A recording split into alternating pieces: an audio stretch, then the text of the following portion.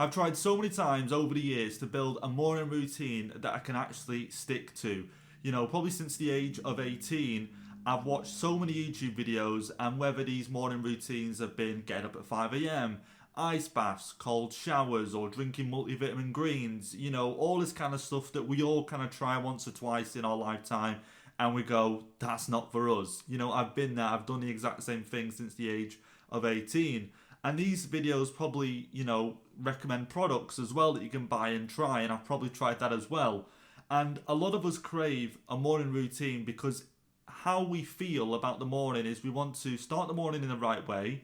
We want to feel like our life or our day is on track, and we feel like if we start the day right, even if the rest of the day isn't great, at least we know the morning was up to perfection and the morning was good and that we're on the right path anyway. So that's why a lot of us crave a morning routine. But when trying to build a morning routine and stick to it, it's hard because we feel like we should maybe do 101 things in the morning. That way, then for the rest of the day, if it's not up to standard, at least the morning was good. And then trying to build something that you can stick to is the difficult part. You're trying to balance the best of two worlds, trying to build a morning where you're satisfied with what you've done in the morning, but then also something you can stick to even when you're not having your best day. And so the multiple routines that I've tried over the years are things as such as getting up at 4:30 or 5 a.m. and going to the gym before work, or getting up early and taking a cold shower and things like that, or even just something as simple as getting up early, maybe 5 a.m., 6 a.m., and working on my side hustle before going to work. Now, these things definitely work for other people. Like I say, working on your side hustle before work, good idea. Getting up and going to the gym before work, good idea. But these things for me just haven't worked. And this is what I'm trying to get across right now, is that everybody's morning routine is going to be different, and it all depends on what works for you as an individual. That's the good thing with self-improvement, is everybody's journey is different because we're all kind of different people at the end of the day, and different things work at different times in your life. So don't be afraid of when you look at different routines online and people are doing X, Y, and Z, and then you try and copy X, Y, and Z, it just doesn't work for you. Because that's the trap I kind of fell in when you watch all these YouTube videos, is that you think you should copy or follow, and some of them are good to take inspiration from, don't get me wrong, but some of them are just so extreme, and these people either are self-employed or live in a different part of, you know, different part of their life, or actually live somewhere else, maybe where there's better weather, where you can actually get outside in the morning, maybe see the sunrise and all this kind of stuff. You know, so it's trying to make something realistic that you can follow right now where you are right now in your life. And so this time when I was building a morning routine, I wanted to try and make something that I can actually follow through with and do every single day. So I start work at 7 a.m.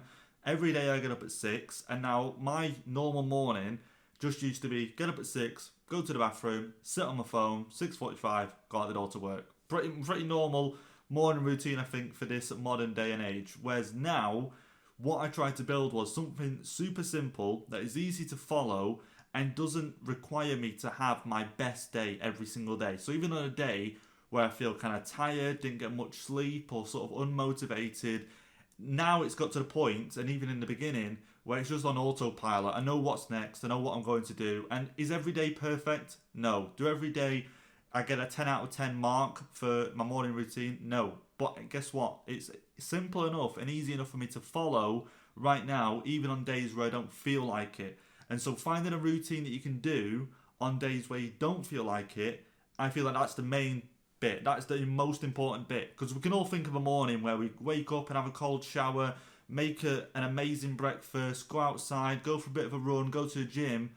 That's a great routine because you're thinking in your head, oh, I'll be up for it. But what about the days when you're not up for it? So I'd rather plan a routine around that, and then it makes it a little bit easier when you have them days. So the routine I've got right now, again, it's super simple, easy to follow, and this is just what I do, and I'll give you a few reasons maybe why I do certain things. So get up at 6 a.m, straight into the bathroom straight away, go to the toilet, brush my teeth, that kind of stuff, because straight after that, downstairs, I weigh myself, I track that weight in my notes and on MyFitnessPal. So bathroom, of course, first, because everyone goes to the bathroom, but I definitely want to go to the bathroom because I'm about to weigh myself and I want a consistent weigh-in. Then I track the weight, again, just something I do, track my weight. And then after that, drink a bottle of water, first drink of the day. Then I go into journaling and then reading, get dressed, take any food that I'm taking with me to work, then I head out the door to work. So it sounds a lot, But trust me, it's not a lot, because going to the bathroom and weighing myself probably takes 5 minutes, 7 minutes at most. So by 6:07, let's say 6:08, I'm then going into the kitchen to have a drink. Then 6:10, I'm ready to journal and read.